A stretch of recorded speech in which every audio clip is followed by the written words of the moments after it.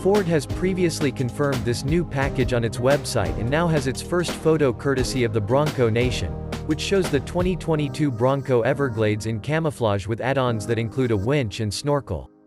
The snorkel, which can be seen on the A-pillar, will likely increase the depth of the Bronco's Ford, while the winch will be a factory-installed unit. You can also see in the photos that the Everglades have different alloy wheels and 35-inch Goodyear Territory MT tires, along with some minor trim adjustments like different fender flares. The SUV pictured here is also finished in the new Eruption Green Bronco exterior paint color for 2022. Not yet sure if the Everglades will be a standalone trim level or a package that could be added to other models similar to the Sasquatch option. It remains to be seen if it will be available for the 2-door and 4-door models, or only for the 4-door model like the vehicle pictured here. The upcoming Bronco Raptor, also slated to launch in 2022, is likely to be just a 4-door.